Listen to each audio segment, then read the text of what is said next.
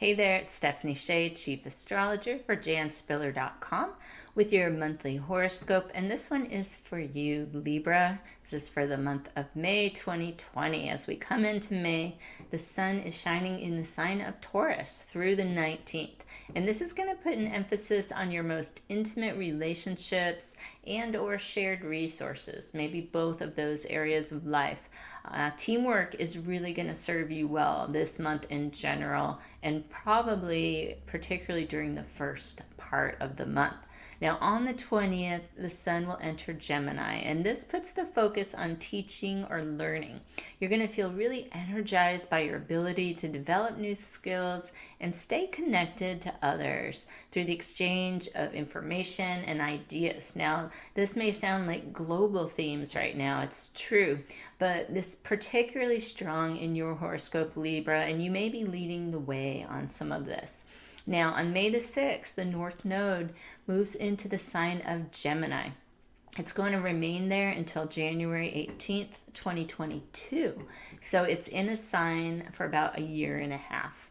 And as the North Node shifts out of Cancer, which is in the element of water, into the element of air, which is Gemini, there's a special importance placed on communication. So it's not surprising that we are feeling this already. It's become a huge focus. We didn't know how it was going to become a focus, but this is what is showing up in the astrology. The ability to make connections and spread information quickly is going to be a key element, especially when it comes to uniting people towards a common cause.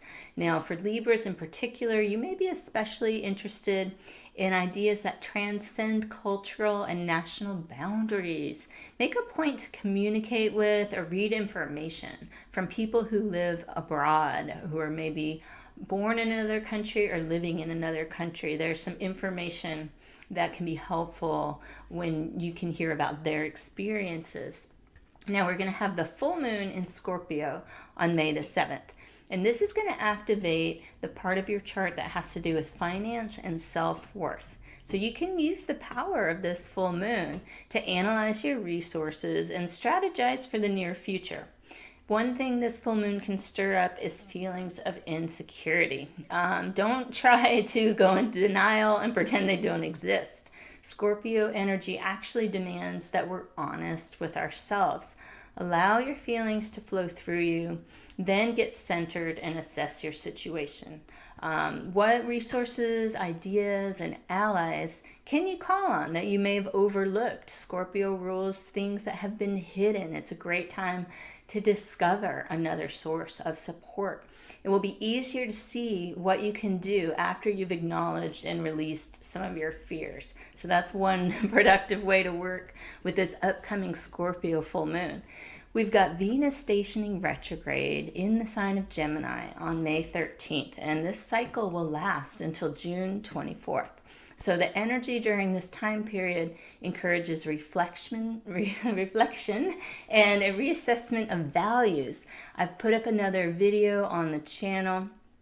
You can check it out. It offers in-depth information on this. But what you need to know in this horoscope is try to avoid making major purchases or relationship decisions after the 13th. See if you can at least get things in a place where you've made a decision for now before that point. It's all about short-term planning for the moment.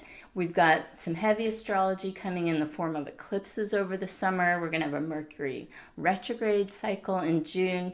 So really, it may be hard to see our situation clearly until the end of July or even August. Astrologically speaking, and I think that may pan out as far as what we experience in the world. Now, in the coming months, be gentle with yourself and others.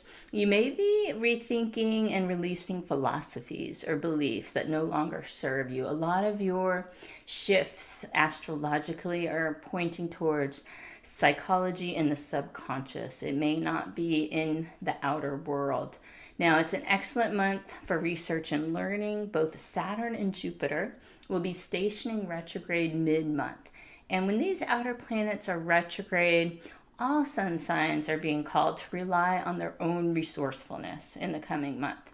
But for Libra, comparing notes with others can really help you to formulate a unique plan. Your home life and your relationship with children are a focus. Again, this is a universal focus, but in the coming months, it's really time for you to decide what it is you need to feel secure. You may be redefining that for yourself. And the good news is the coming months are a fantastic time to rededicate yourself to an artistic venture. There is that astrological support. Now, the new moon on the 22nd is in the sign of Gemini, and this supports goals related to taking classes, working with a mentor, writing, communications, international studies, and allowing your curiosity to drive your quest for knowledge. Be sure and set those new moon intentions. They still have power even during a retrograde cycle. It just may take longer to unfold, and you'll also want to review them once we get out of the retrogrades, like I was saying, towards the end of July, and make sure there's still things that you want. You can be very much in research and development right now and be refining your vision as you go. So I hope you can make good use of this month's astrology. Be safe and be well, and I will see you back here next month with your horoscope.